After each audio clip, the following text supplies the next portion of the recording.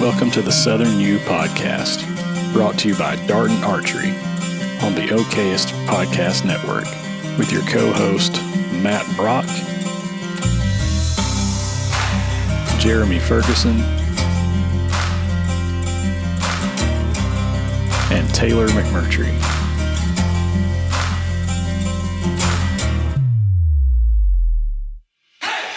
If you're looking for all things land-related in the Southeast, you came to the right place.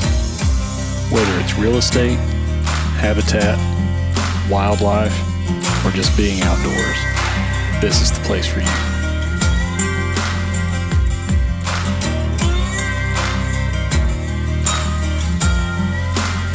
Welcome to the Southern U.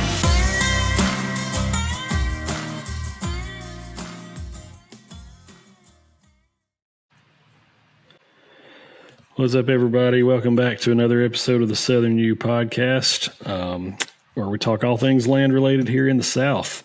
I'm joined by I wish I had my soundboard hooked up right now, but I don't. Sorry, y'all. We're just trying to get stuff done around here. But joined by the real estate and cattle habitat, all things land aficionado, Mr. Jeremy Ferguson. What's up, J Ferg? What's going on? Just another day in the office. The first day in the office in a while, actually.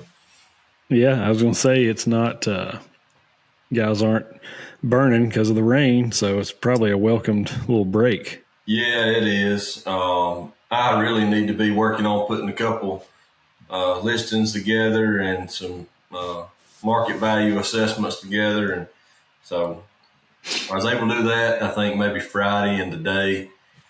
Looks like I'm going to have the rest of the week to do some of it too. So, well, there you go. That's good. Get a little rain, get a little downtime.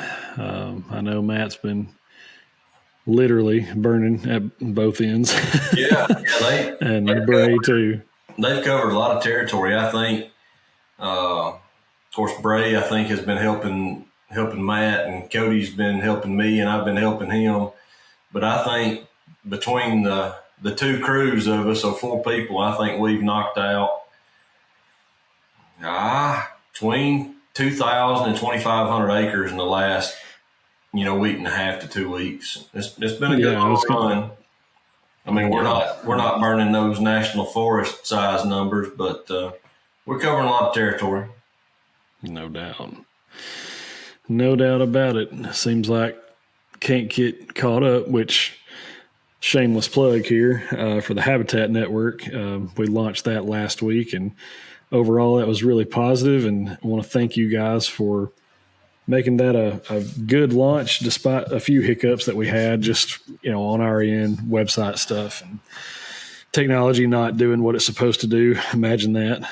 But apart from that, and you got overall it was a good launch. You've got interweb illiterates like me that get on Facebook and share the private group with 1,000 people, and it's like have to try to rein that back in because that wasn't the intent. But from now on, I think I'm going to leave all the techno stuff up to you because I seem to mess it up every time I touch it. No, I need all the help I can get because we launched and didn't have a way to accept a payment. So that was fun trying to wrangle that while I had COVID and get all that situated. You finally get over it all, I guess? I reckon, man.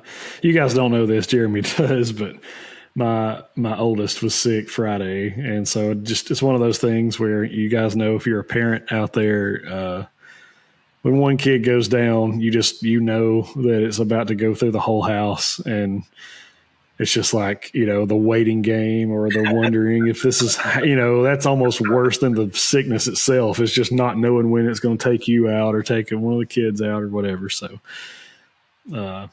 glad to say, praise the Lord, nobody else got sick, or I'm knocking on wood if y'all can hear that, but hopefully we don't, nobody else is going to get sick because we haven't yet. So, man, I'm telling you, I'm ready for spring break. I'm ready for kids to be out of school for a little bit and not be around each other. So we would maybe stay healthy for a week solid. We don't even know what it's like. We went from flu to COVID to he had kind of the stomach stuff going on Friday. So yeah, and I don't know what this funk is that's going around, but I never went to the doctor to be tested, but I had something, all that head mess, and I'm still got a lot of congestion drainage. I'm sure you can hear it, and I'll probably have to step off screen and wipe my nose time or two. But I don't know, man. I just can't. I feel fine, but I can't shake the. Hell, let's just say it. I can't shake the snot. Yep, it's just here. But I know, and then everything is going to bloom, and there's going to be pollen everywhere too. So here we go. It's about time for everybody to just walk outside with a respirator on.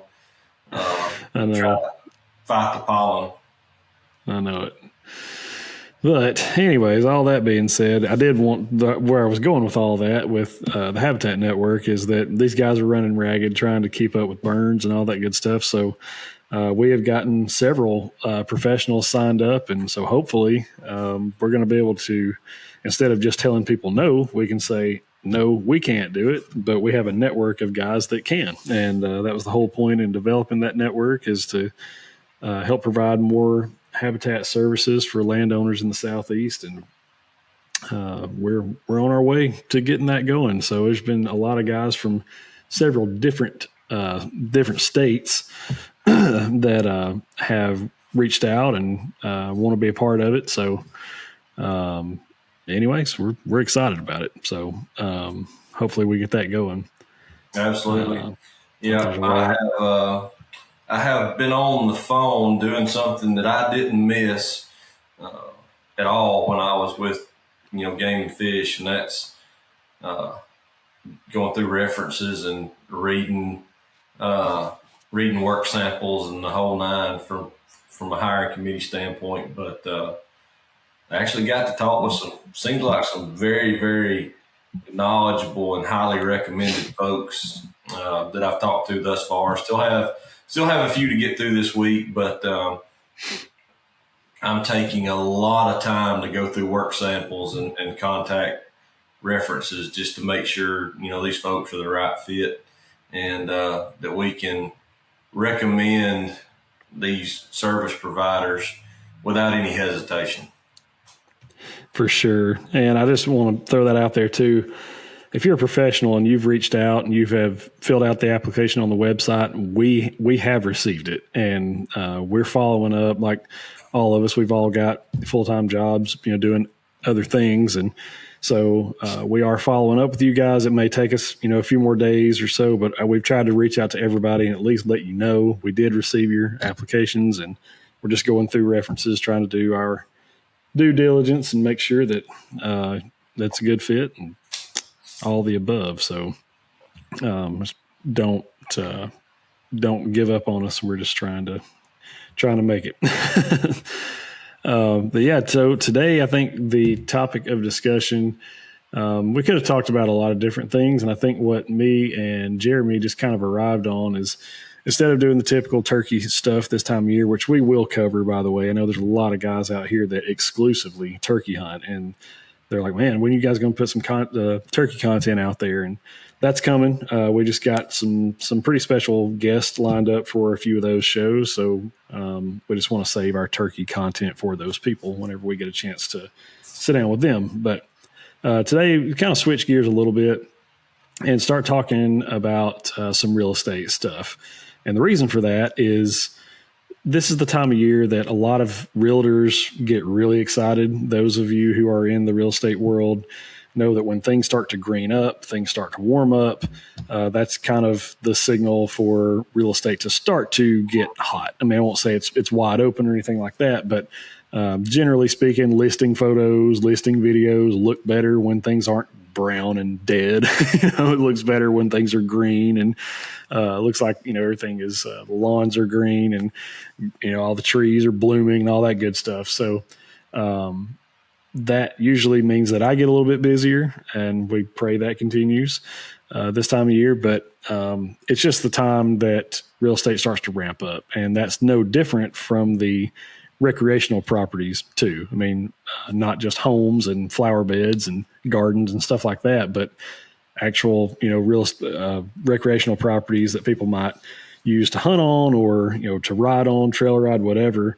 Those start to ramp up too. And so take a little bit of time and talk about that kind of stuff and how to know if a property is right for you, how to know that a property is going to, you're going to be able to meet your goals and objectives with a particular piece of property versus maybe somewhere else. So we happen to have a real estate broker in the room, or in the room on the call, I guess, not in the room. So I'm just going to pick Jeremy's brain a little bit about some real estate stuff and how to know if a property is right to buy and those sort of things. So, Jeremy, you ready to shed some light on the topic and give us your expertise? Yeah, let's do this thing. Because I have no idea what you're about to ask me. I don't even know if I know what I'm going to ask you, to be honest. This is probably the least prepared that I've ever been for any of our episodes. But like I said, we're all just kind of running ragged around here. For me, just combination of either me being sick or someone in my family being sick, it has put me way behind on stuff I need to get done from a workload standpoint. So I'm scrambling myself. And I know these guys are too, just trying to keep up with stuff. But I don't want to throw a scenario at you, Jeremy. This is, not necessarily for me personally. I'm not in a position to do it, but there's a lot of people that are. Maybe you're someone who has said, I have goals and ambitions of owning my own property that I can manage and I can hunt on, whether that's deer, turkey, quail, whatever. And that's some like aspiration that someone's had for a long time. So most places,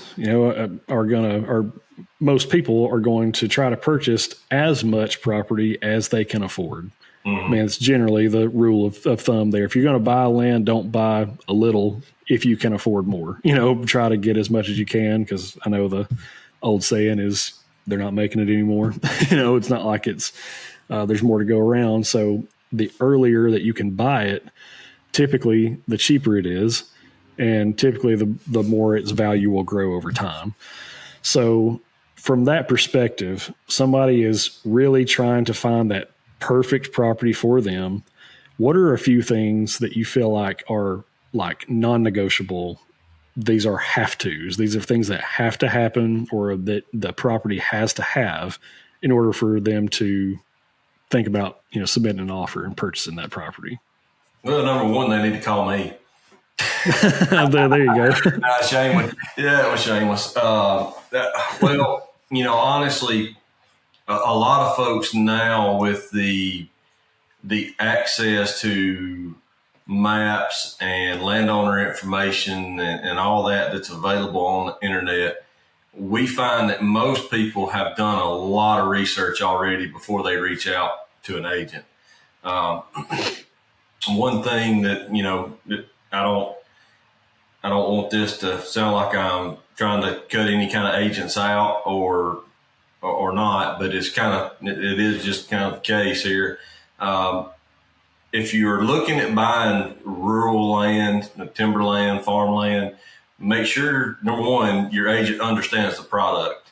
But there's a million phenomenal residential agents out there that are great at residential, and that doesn't always transfer over to them knowing a product of rural land, agriculture land, timberland. So just make sure that you got the right agent for the right product. And that goes for the same way. Don't call me if you're wanting to buy a house in downtown Huntsville. I am not your guy. Now, if you want to buy, some land outside of Huntsville that's transitional land, farmland, recreational, then yeah, absolutely, I'm going to know those products.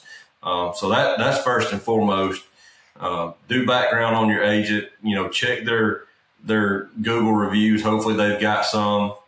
I know that's something that we've been working on over the last several months to couple of years now, really getting good reviews. Once you figure out, kind of a general area that you want to be, you're going to have to figure out your financing.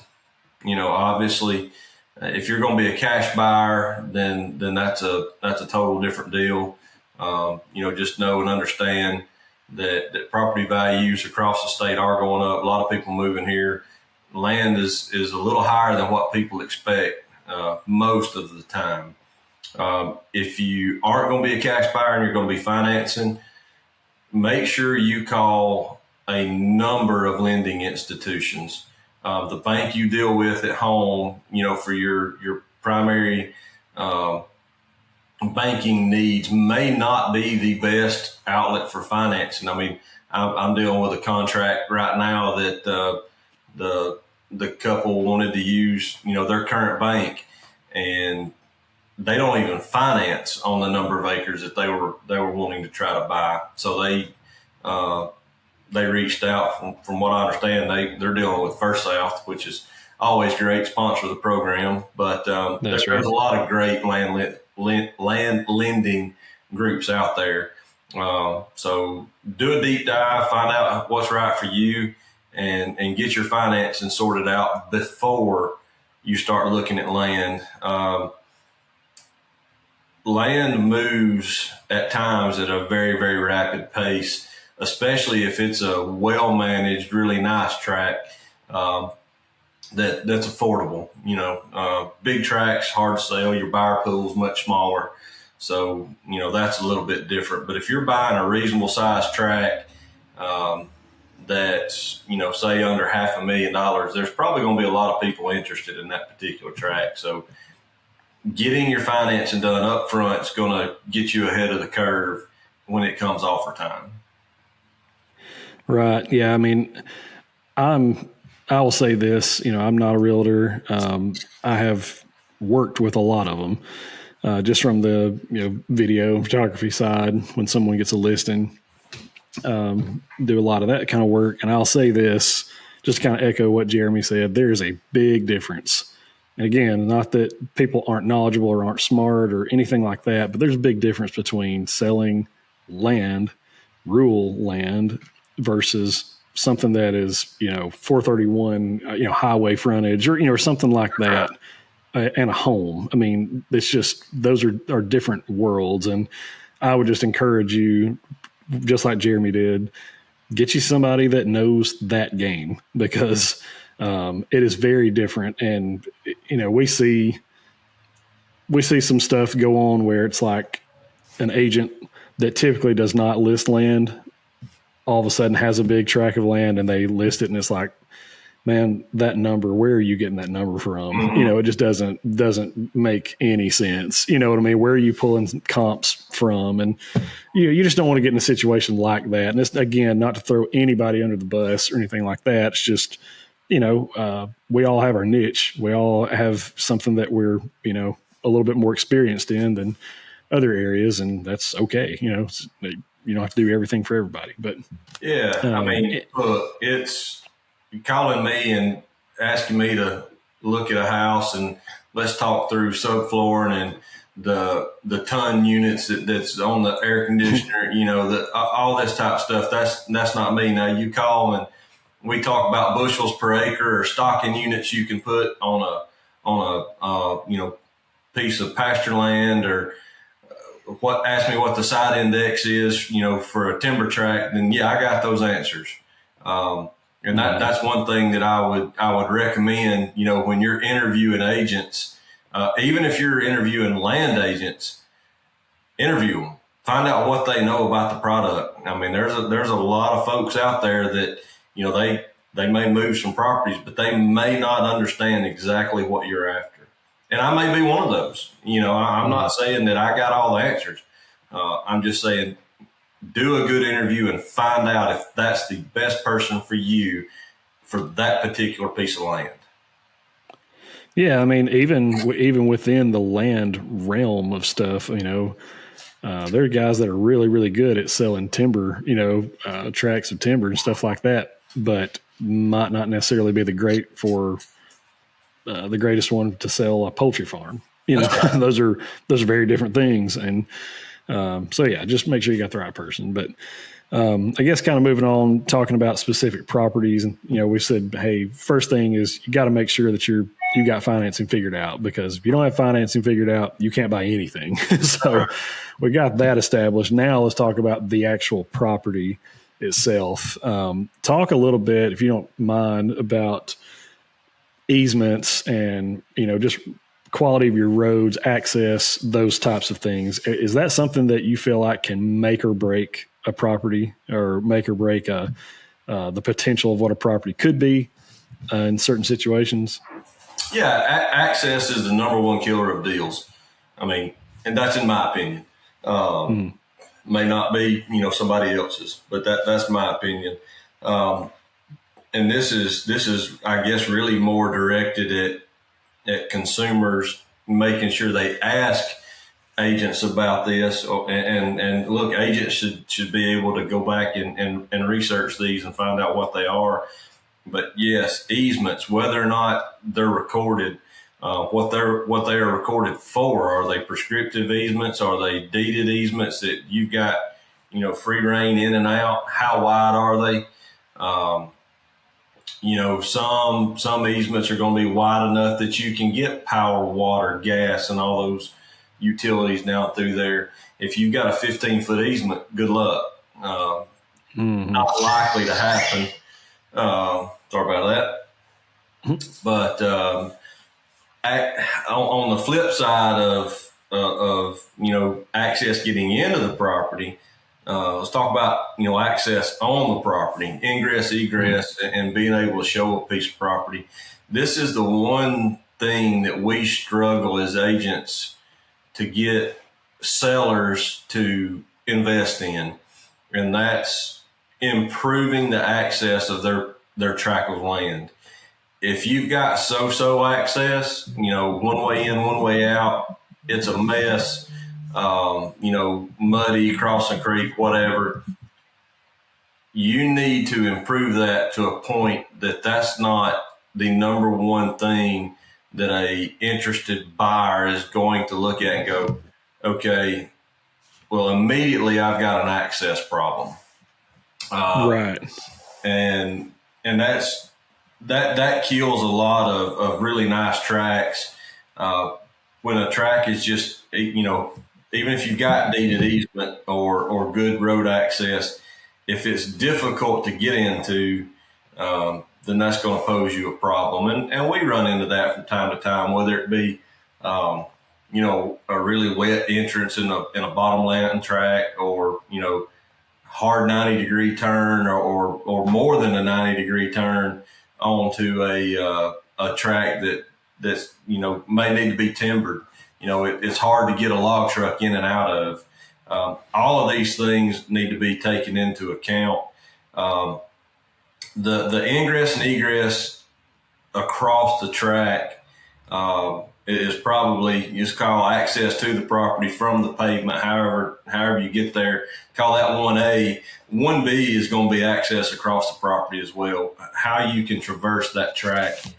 If you've got to skirt the edges of a piece of property, or you've got one road in, one road out, and you're looking at, a number of acres, that property doesn't show well.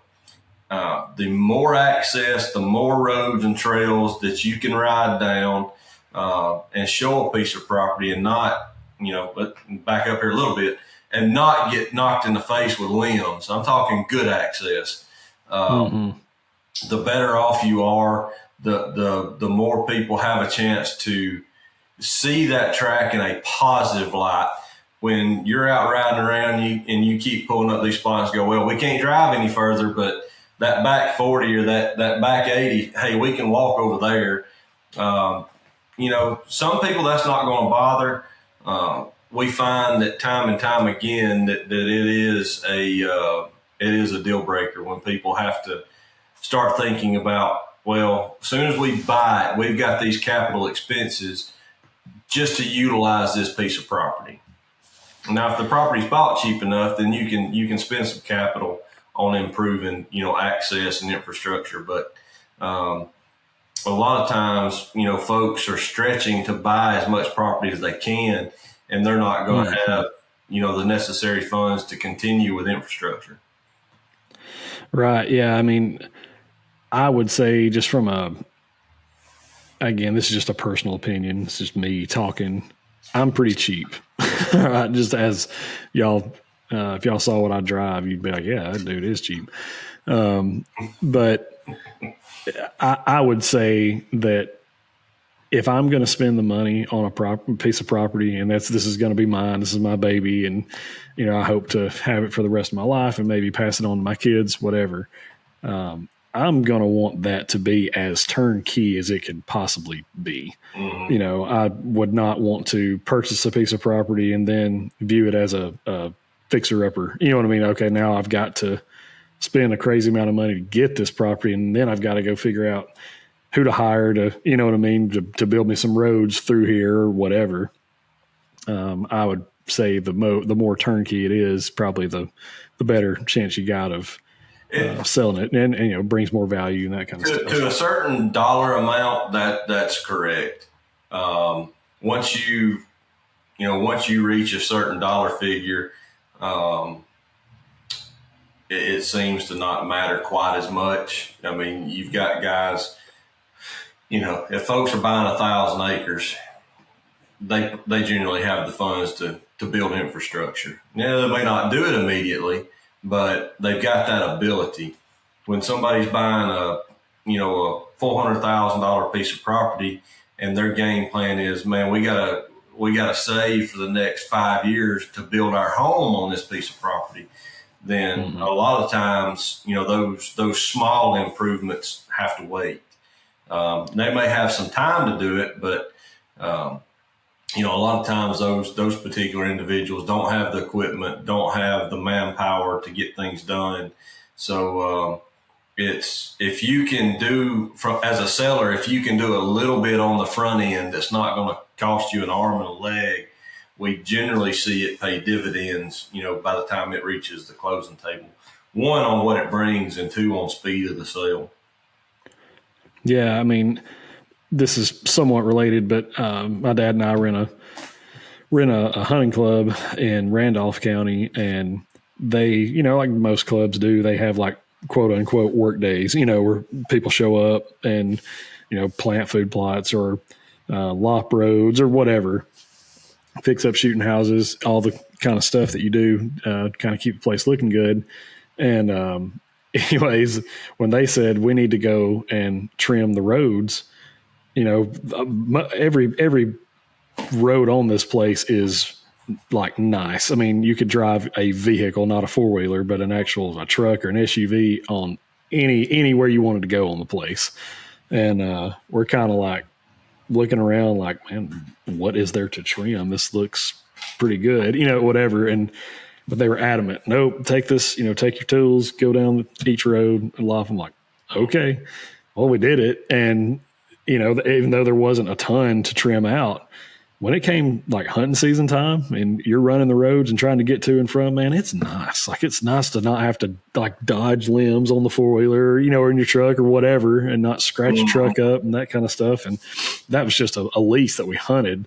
If it's your property that you own, I mean, how much more important is it? You know what I mean? So yeah, it makes a huge difference to have nice roads that aren't washed out and don't have limbs hitting you in the face and that sort of stuff. So, well, and the problem that we run into, and I hate to say it's a problem, but it can be, what we run into is people want to sell their property at the height of the market, the peak, but they're not willing to do anything to make it bring that. And so we have to kind of bring down expectations of, hey, if you want to sell, at $5,000 an acre, then you're going to have to do some things that's going to make it go from $4,200 an acre to $5,000 an acre. You're going to have to make some improvements. Some folks aren't willing to do that, and generally speaking, they'll have to come in at a lower sales price. That's not always the case. COVID kind of changed the game during that whole time period. I mean, property was selling just as fast as it could be put on the market and for crazy Oh money. yeah. And unfortunately, some sellers are still expecting that, but that is not the market that we are in now. So you can't expect, to move something at the top of the market, in a 4 to 6 week time frame. Will you get lucky? It's a possibility. But right now, we're seeing bait time on the market creep back up to that between 3 and 6 month period. And pricing it right is important. I mean, it's, to me, it's second behind having the right agent. Two, if you've got the right agent, you should arrive at the right price. But your first 60 days on market are absolutely vital. And so, I know I do, and most of the agents here at Tut really focus on trying to work with them and sellers and say, hey, look, we can market it at a higher rate, but you're going to give up, those first 2 months. Likely that's the prime time to get the right eyeballs on this place. I do not like having to jump on there in 60 days and do a price reduction. It drives me crazy because it immediately tells folks that are watching, they kind of knew this was too high and they just wanted to see. And then their wheels start turning and it's okay, well, if they knew it was too high, how too high were they? Is it going to come down again? So I push my sellers to really, really think about, let's get it on there for a doable number, something that when people scroll across it, see it online, they don't immediately go, well, that's way out of line, and us miss that click or that visit to the website. Yep, for sure. Yeah, I mean, you can overshoot it so bad that it scares people off, and then it sets you up for failure for long term, because if you're way overpriced, chances are you're not going to move the property. You're going to get unhappy with that particular listing agent, and highly likely that you're going to move on from that agent if you don't sell it. And then you've kind of got a sour taste in your mouth with agents because it's listed too high. And look, some agents, there are going to be agents out there that push you to list high or tell you that the number is much higher than what it is. And I hope they're not doing it just to get the listing. I hope they're just, trying to get you the most money they can. But not a lot of them, some are just going to tell you a high number just to try to obtain your listing. And then they're going to try to negotiate you down when you don't have activity. And I'm not going to do that. That's a waste of my time and theirs too. Sure.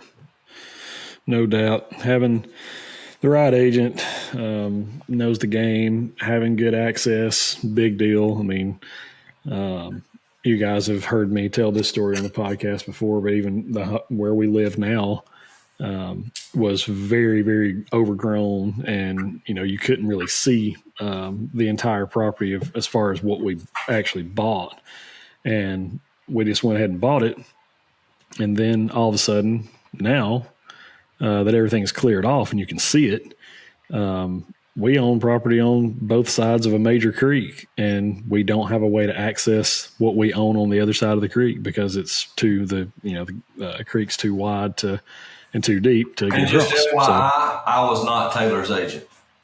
No, it was not. No, Taylor didn't have an agent.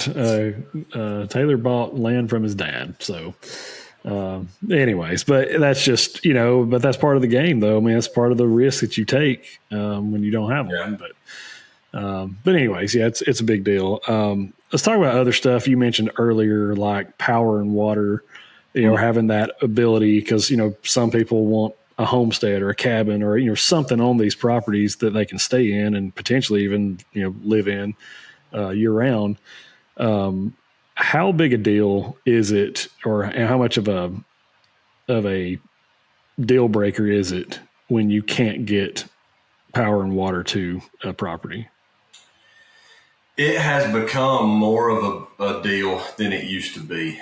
Hunters used to be able to be out on a track and kind of rough it. Mm-hmm. They'd carry water in, they'd carry propane in, battery, whatever they needed to do to have a off the grid place to stay. That is becoming less and less.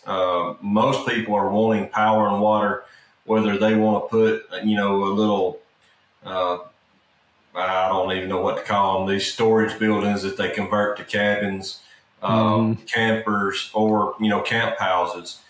That is becoming vital in the recreational world these days.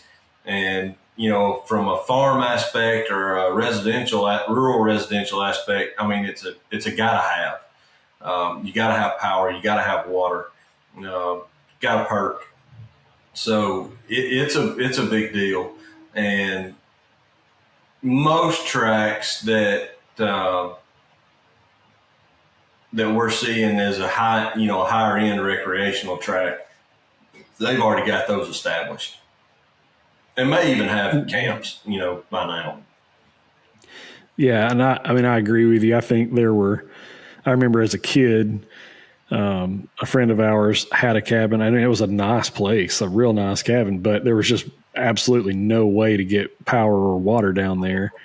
And, but like, nobody cared. Like, you know what I mean? It was just fun. It was right there on another major creek that's kind of in this area. And, when we were kids, we'd go down there and fish and, swim in that creek and have a ball and come back. And it was just battery powered lights that they had mounted inside and a campfire outside. And that was it. You know what I mean? And we never thought twice about it, but now, it's a much bigger deal, and seems like I don't want to say we've got softer, but it seems we like absolutely got softer. I mean, okay, well, he said it, I didn't, but we definitely have comforts that we like, and if we can avoid going without them, then we do generally. Yeah, so. I mean, I remember staying in a camp that, you could throw a cat through and he couldn't catch a hold, Right. It was, you freeze to death.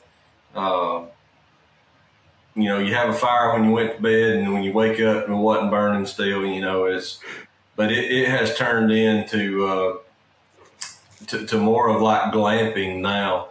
You don't see too many tents, at least down here, but we have decent weather. Even during the wintertime, it's not always super cold like it is up north. You don't see a whole lot of people using wall tents. It's campers or nice little camps that they're building.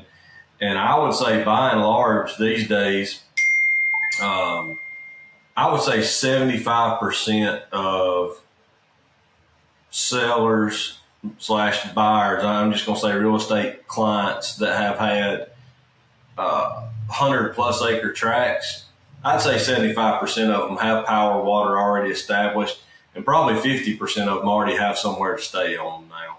Now, it may not be nice, but they've got something established. Oh yeah, for sure.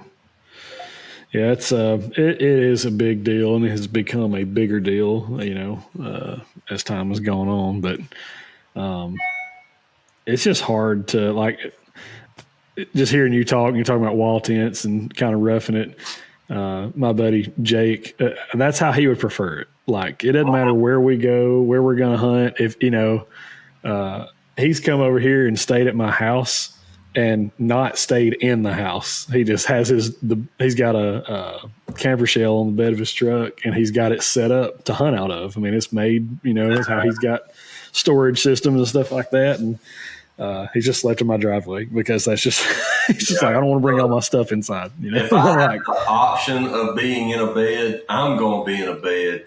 And y'all can make fun of me, whatever. Yeah, I may be a sissy, but, the surgeries I've had and all the back problems, falling and, 13 and breaking vertebrae and all that. Sleeping on the ground or sleeping in the bed of a truck is not high on my list of priorities. No. But when I go on destination hunts, I'm willing to rough it if that's what it takes. But most of the time that hadn't been what it took for us to be successful. So. Right. That's right. Well, yeah. So, all right, we talked about that. One thing that I feel like is, in my opinion, probably one of the most overlooked aspects of picking a property is your neighbors. How big of a deal or how big of a role do you think neighbors play in a tract being, you may have a tract that's just dynamite. Like it's just awesome. It's everything you would ever want in a piece of property, but the neighbors around you are less than stellar. You know what I mean? Like how often does that play into the equation when someone's looking to buy? More than you would think now. And it's twofold. One, you've got certain clientele that, hey, we just don't want to ride through anything that looks like that. We're buying a farm and we don't want to ride by that. Well, a lot of times you just have to say, okay, but welcome to Alabama. Go a mile in any direction, and you're going to ride by something that looks unappealing to some folks. Some folks that don't bother a bit in the world, and that's fine. From a hunting standpoint, it is becoming a much bigger deal than it used to be. I would say that our clients, especially buyers, used to not ask, hey, what's going on around us? But now that's becoming a common question because people are realizing, of course, they've seen us talk about it and they see everybody else talk about it. You can do all the good that you want to do, and you can have a neighbor beside you that, don't want to work with you. And you can spend hundreds of thousands to, even millions of dollars and still never be able to attain a goal because of a neighbor. Yep. I mean, we're dealing with that right now. I didn't help the guy buy the property. He bought a beautiful place. He's trying to manage it well. He's got a couple of neighbors who are just wearing him out. I highly expect it'll go under fence. It's a Really? 600 plus acre tract. The guy's not afraid to spend money on doing it right.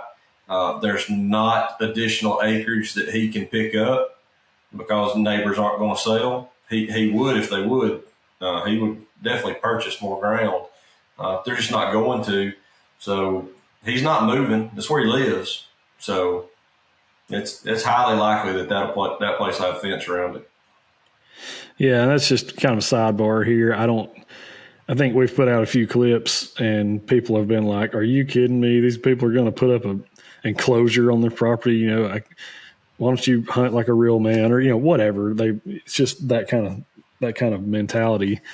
I'll be the first to admit, I was not aware of how many people that have the funds and have the drive to put up a fence, at least along one side of their property. If they've got a neighbor to their east, whatever, that they just cannot seem to get along with, they just butt heads and can't get along, whatever.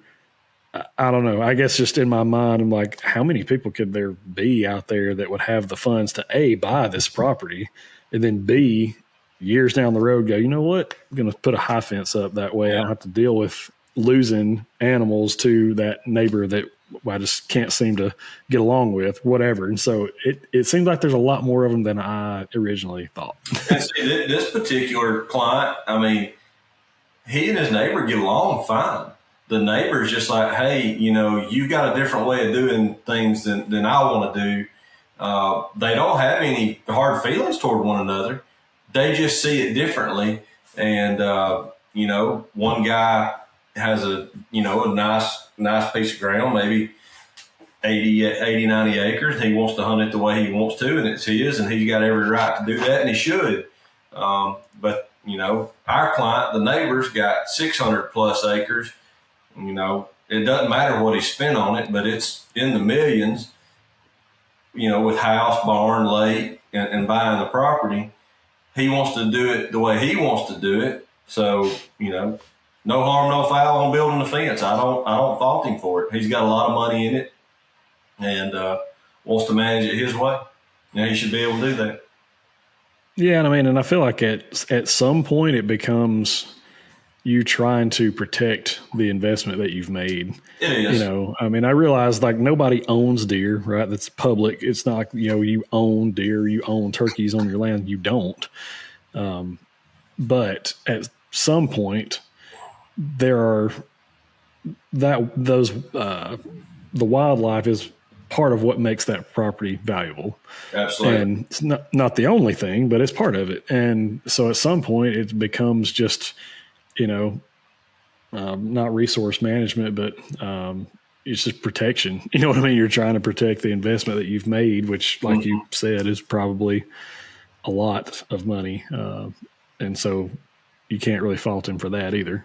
And you also can't fault like you said, the neighbor for wanting to hunt the way he wants to hunt, man. I mean, I think people sometimes come across our content and completely misread what we have said, or, don't get the full context. We're all about property rights, man. We're all about, like, you buy a license, you go hunt and you take whatever animals you want to, man. That, as long as it's legal, you have at it, have fun. That's right. But that does not mean that what the scenario me and you were talking about right now isn't reality, because it is. Like, those that exist. And there are people that butt heads over the fact that, like, they just have different objectives and different goals for how they want to hunt and how they want to manage their properties. And on this particular tract, that 80, 90 acre tract, I forget exactly what it is.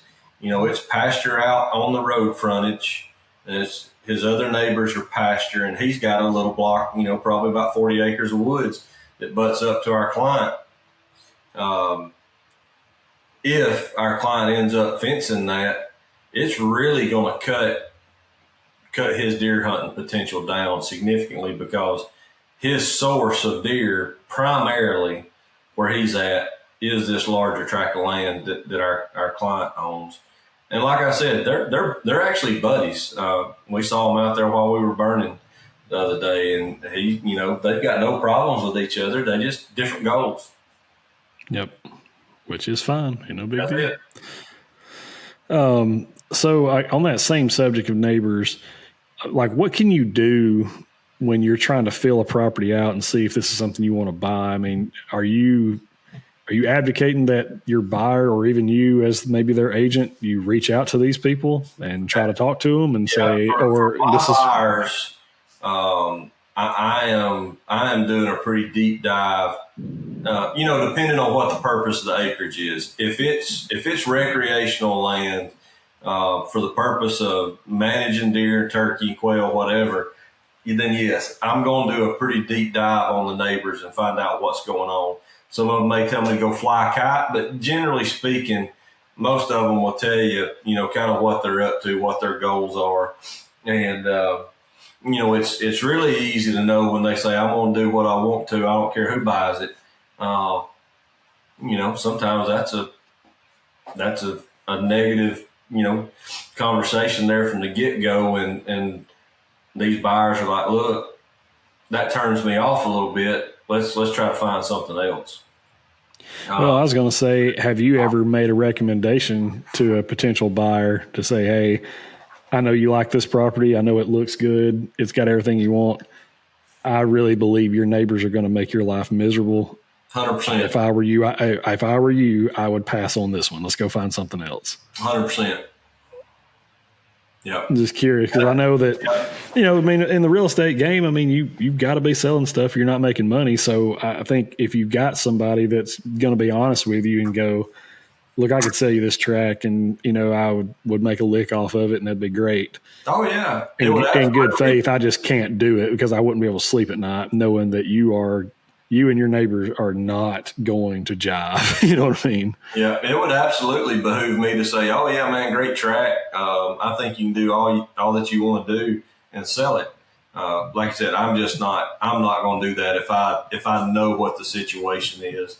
And look, there's going to be a lot of times I don't know the situation, and I'm not going to get enough information from the client or not from the client, excuse me, but from the neighbors to say, hey, you know, you need to watch out for this or that. You know, sometimes we just have to roll with our best guess. And we've done that. And most of the time we come out all right. Yeah. We've had a couple of folks that ended up, you know, they had a you know, relatively low opinion of the tract, but it fit what they were after. And they kept it for a couple of years, then they turned around and put it back on the market. I mean, that happens a lot, primarily with flippers or folks that are just trying to roll property and buy bigger stuff. You know, they may take a less desirable tract, work on it a little bit, even if the neighbors are bad, and then turn around and flip it. Yeah, I mean, I feel like it's probably just different economic status, you know, different people, I guess. But again, my opinion, if I buy something, odds are like that's going to be mine, you know, Lord willing, I'm going to hang on to that, and that's going to be mine for the rest of my life. Yeah. There are other people who absolutely don't think that way and go, I'm going to dress this place up, work on it for a year or two. It's going back on the market and I'm going to make some money off of it, you know? Yeah. And I guess it's just even past looking at the neighbors, you know, I'm going to do a deep dive when it's high end recreational. We got to know that property is capable of reaching the desired results.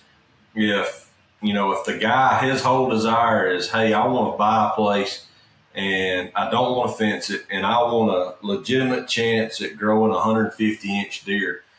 There's going to be places in Alabama I tell him don't even think about buying. You know, just with knowledge of the deer herd, and everybody says, you know, deer have unknown potential, and that's accurate. But if you can take a general area and you can go back 15 or 20 years on, you know, a 4 or 5 mile area and get a good idea of what the best wildlife, you know, that they're producing, best deer, best turkey, whatever that they're producing, you know, it may be better to look elsewhere. And that's where duck hunters and waterfowl properties really have a better edge than, you know, your deer and turkey properties. These waterfowl hunters that really take it serious, they're taking logs of how many ducks are being killed on these tracts year in, year out. And if you can produce a history of, you know, a small tract producing 400 or 500 ducks a year, or if you got a giant tract producing, you know, 1,000 birds a year, then that means something. That's what people are buying. That is not in the deer and turkey world. That is not there quite yet, unless it's an enclosure or a breeder situation. You know, they're gonna want to know what's being produced inside those enclosures. Yeah, well, and I also think too, you just have to be honest about your willingness to play the game. If you know, like you said, the guy wants to legitimately grow 150-inch deer free range in Alabama, there are places where that can absolutely be done. There's places that, I mean, you could make an argument that it could be done anywhere. Well, and that might be well, and that might be true, but you've got to be honest with yourself and go, do I have the patience to put up with, you know, everything that comes along with that? This is just the soil fertility is not as good here. You know, there's a million landowners surrounding me, you know, that have small properties and they shoot whatever they want, just all that kind of stuff. So when you start to think of it like that, and I just, you know, I don't mind saying it on here. Like I made a decision a long time ago that if I'm going to hunt in Alabama, because I enjoy bow hunting, like I'm going to shoot a deer that makes me happy, that gets my heart thumping out of my chest, whatever that happens to be, and I'm going to be happy and be proud of it. Instead of being angry and frustrated with everybody else because they're not allowing deer to get old enough to maybe become a 140 or 150. It's like, just make a decision to be content with what you've got and be happy with what you put in the bed of your truck. Yeah. You know what I mean? And okay, you know what I mean? That's fine. Or understand that you're going to have to be, frustrated and might lose some sleep and, whatever, because somebody shot a deer that you wanted to let walk, whatever. And I'm just the places that I get to hunt and the locations that I get to hunt, it's just not worth doing that. You know what I mean? It's where I'm just going to be content with where I get to hunt and where I get to put on the wall. And one thing, and I've got some phenomenal clients, and I've sold some really great properties, and I've sold some really rough looking properties through the years. But one thing that I tell, a lot of my buyers, especially that are in it for the recreational value and they're in it for the long haul, is let's buy a property in a location that is going to be convenient to you, that you are going to use, and meets most of your objectives. If they don't meet all of them, we can build the property to meet your objectives, assuming you've got the capital to expend on it. Like the Cedar Mountain project that, most people have seen on here that I've been working on. I sold that tract in, I think, 21, and we set logging crews down on it. I mean, just almost as soon as we were closed.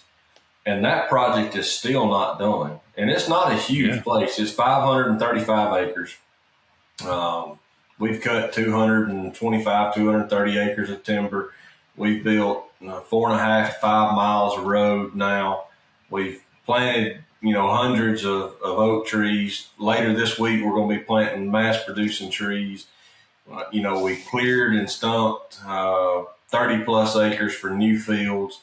We've built a barn. We've still got to build another shed and a storage facility for grain, for their, corn and feeders. And so if people have time, then we can build it.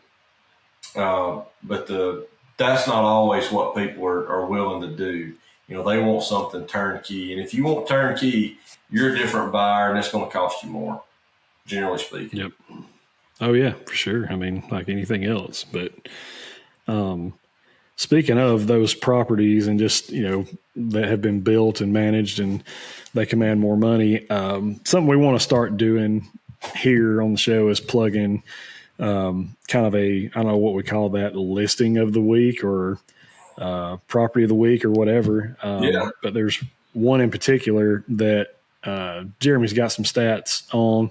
I was fortunate enough to do the listing video for this property, and it is far and away the nicest property I've ever gotten to shoot and kind of document or capture for listing video. And I was pretty proud of how it turned out. But I was going to let Jeremy, if you want to, just kind of read off some stats about it in the weird oddball chance that we have somebody listening here that might be interested in it. Who knows, Well, it's actually listed the way we have it on our website at tutland.com. It's listed in two separate tracts or two separate listings. It is one tract.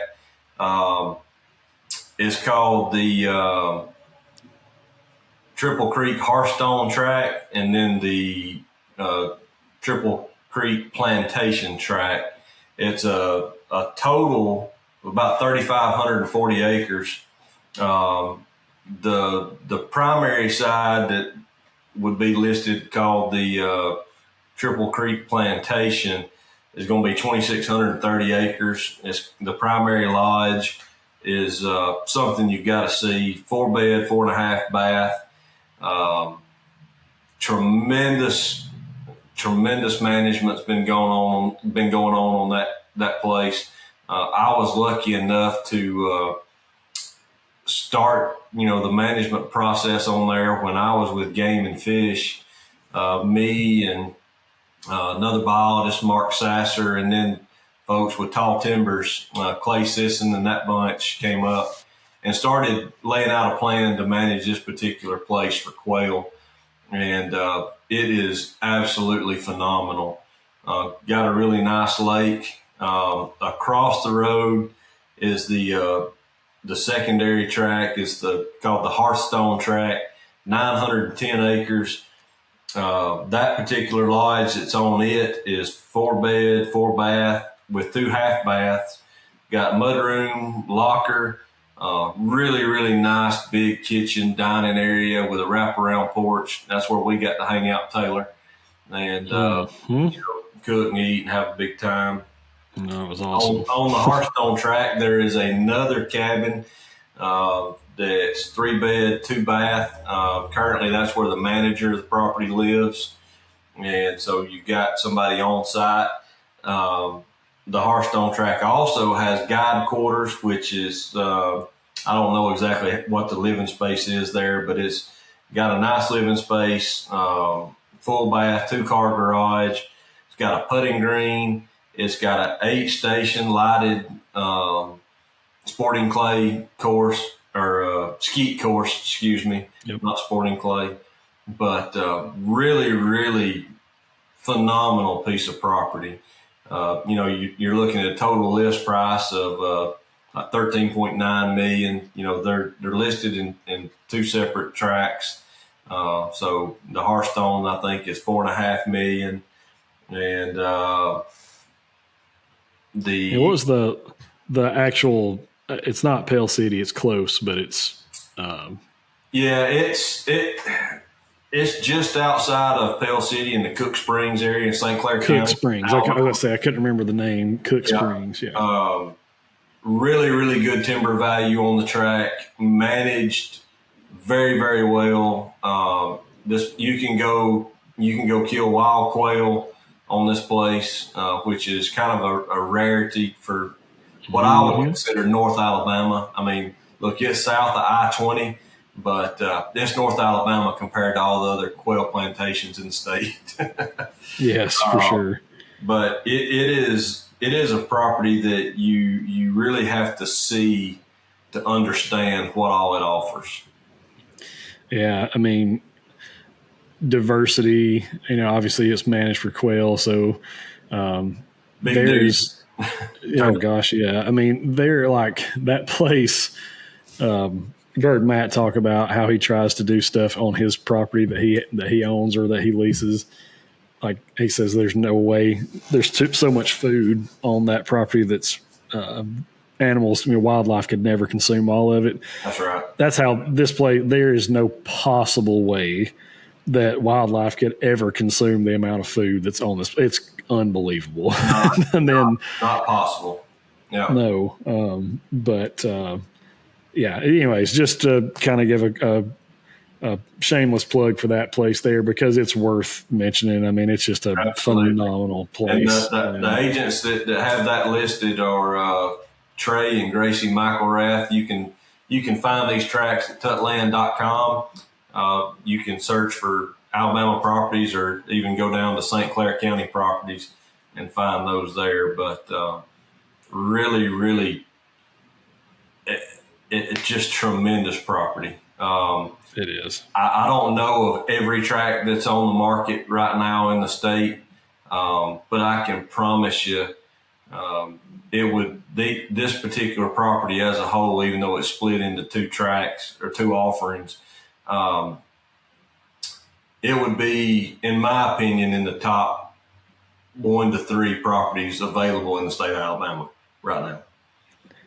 I could not imagine. I mean, the land alone, how it's set up and laid out, road systems, plots, everything is just absolutely, pristine. But then you add the structures to, the lodge, which is, I mean, second to none. I'm not trying to plug my own video, but if you want to see what that lodge looks like, check that out. We actually flew a FPV drone through it and then out the other side over the pond. Like, it's just phenomenal. But there is not a shortcut taken on that particular track, period. Mm-hmm. No, not at all. So make sure you check that out, tutland.com. Jeremy, I mean, that's about the last thing that I had as far as just talking through, if somebody's trying to evaluate a piece of property and determine whether or not they want to purchase it. I think we kind of ran through about all of it, unless you got something else we forgot. Yeah, do research. Make sure you've got the right agent. There's a lot when it comes to buying land. There's just a plethora of things that can come up, especially in parts of the state that have had mining in the past. You may run into properties that need phase one environmentals. You may run into properties that got old farm properties that's got storage tanks that's got to be dealt with, or like you say, easements or boundary issues.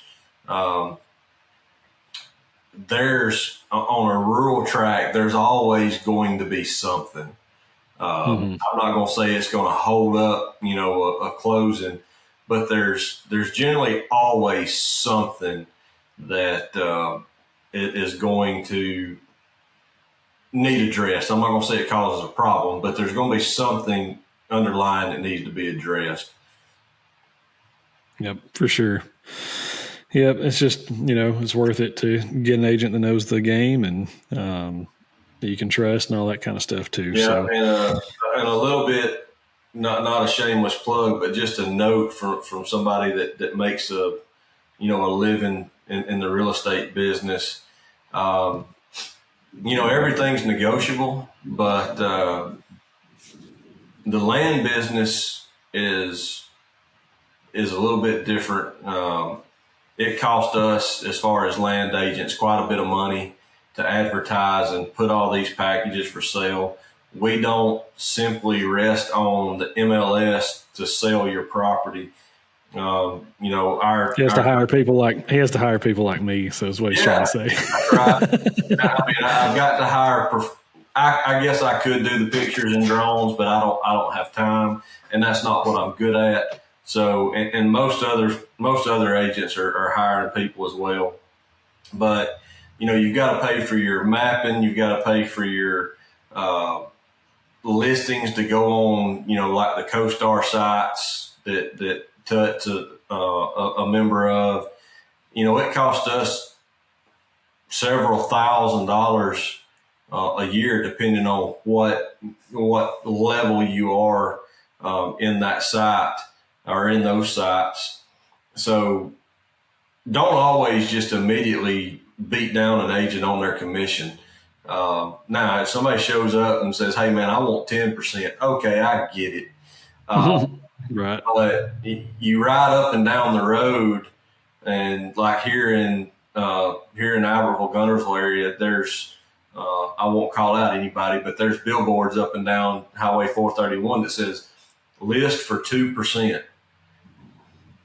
Sure. If it's a house, the amount of money that I've got to pay to put together a quality listing and get it presented to the public in the way that it needs to be, I mean, I'm not working for anything at that point. I'm producing everything, and I am paying my gas and a little bit of my time. There's no profit there. So if you're talking to land agents and you automatically, you're listing and they automatically hit you at 6, 7, 8%, understand that there is a lot more cost associated with selling land than it is residential properties. For sure. And not to mention, if it's a big tract, your agent's going to be there for days putting together a listing plan, the photos, the video. Most residential agents can put together a pretty solid listing in a 1-day visit. It's tough for us to do that in the land business. Yeah, I mean, I'll speak on that particular tract we talked about at Triple Creek. I mean, it took me and a friend of mine to help me shoot this property. It took 2 full days to shoot it, and that's not counting any kind of editing. That's not, putting anything together. to shoot that property took 2 full days from 2 people. Like it's just hard to, it's hard to do. So yeah, by the time we get listings to the closing table, generally, if it's a sizable tract, a couple hundred acres, you're going to have anywhere from $2,000 to $5,000 in getting that thing to the table if you've had to show it a bunch. Especially now with gas and fuel prices going to what they're going to, it's going to be real easy to eat up your paycheck just going and showing tracks. And look, I get it; it's all a negotiation. Somebody wants to sell it and get out of paying as much as they can. But I'll say this: like most things in life, you're going to get what you pay for, or you should. Yep, if you're paying a premium in your commission, then you should get premium service. If you're not, it might be time to look a different direction from an agent standpoint. No doubt. Well, guys, that'll just about wrap us up. The only thing I did want to mention before we got off of here is the Habitat Network. Go to thehabitatnetwork.com. If you don't know, obviously we've tried to plug it and tried to talk about it a lot, but it is a subscription-based offering from us where you pay an annual fee of $45. That gets you for the whole year. If you go to Chick-fil-A and buy, lunch or buy dinner for your family, you're going to spend more than that. But $45 will get you access to a whole network of habitat professionals that span across the entire Southeast. We're adding more professionals to that network literally daily. We're just taking our time to weed through and vet these people and make sure that they are who they say they are and have the criteria and the credentials. They'd be a good fit for us. So you're going to get access to them. We have a growing media library where we're going to have some kind of educational content for you to have access to whenever you want it. And then we're also offering the very first, actually this month, I think tomorrow, I don't know if when this episode is going to air after it, but monthly live streams, and where we will add you, once you purchase your annual membership, we're going to add you to a private Facebook group where you have access to these professionals. You can ask questions, you can share photos, videos, all that good stuff, kind of get everybody's opinion. So it's a lot of fun to kind of interact with other subscribers and also with the professionals. And then we do a once a month live stream. This one is the one exception, but from now on, it's going to be the first Tuesday of every month at 6:30 p.m. Central. We're going to go live. If you are a subscriber, you can be a part of that. You can ask questions and have people actually interact with you live. And then we'll post that video. Once we're finished, we'll post the video inside of that Facebook group where you can then view it later, reference it if you want to. So we got more stuff coming, a lot of things in the works, things that we're adding to the Habitat Network. But for now, that's what we're offering, and we're pretty excited about it. So really want you guys to be involved. If you haven't joined, please do that. And you can also check out, if you want any merch, Habitat or Southern U merch, check out thesouthernu.com. All you got to do is hop on over there and you'll find 2 different collections. One is Habitat, one is Southern U. And you can buy shirts, hats, that sort of stuff. We're taking pre-orders right now and probably going to be doing that for maybe another week or so. And then we're going to have to go ahead and place the order with whatever pre-orders we've got. So, Jeremy, you got anything else? You were looking like you were wanting to mention something.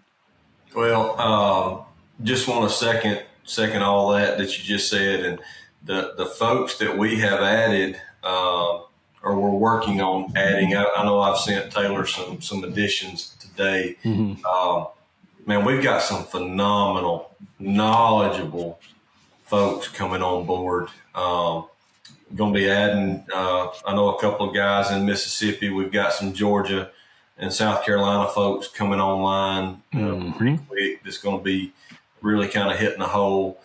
And, these guys are really, really well thought of in the industry, not just in their local area, but, that's where we're focused, is their local area.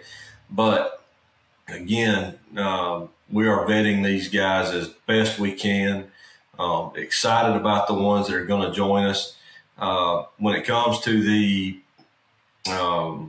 live streams, we're going to feel our way through this first one, but it kind of what our game plan, moving forward is a little bit like we try to pick a topic and do a podcast. We're going to try to stick with a theme of some nature in those live streams so that we're not just going from can to can't all across the board. Now, we can get into that, but really hope to dig deeper into some of these topics, maybe even all the way down to very, very specific, just for an example, may dig down so deep that we're giving you guys, herbicide prescriptions for clover. Yep. But it is going to be an outlet where you're going to get more detailed information than you're able to get, or that we're able to give here on the podcast, because we're just, being pretty general.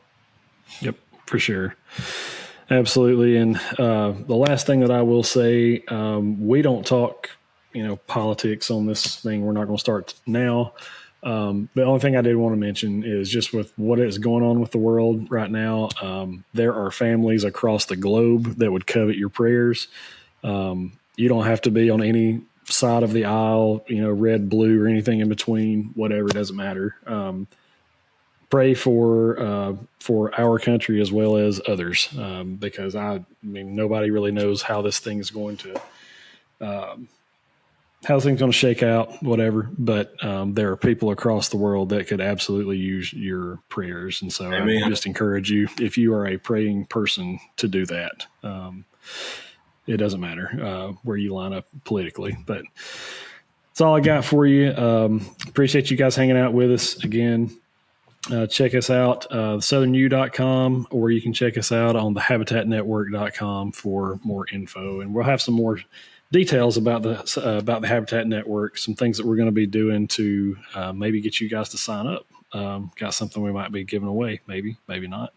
We'll let you in on that here in the next couple of days. So appreciate you guys.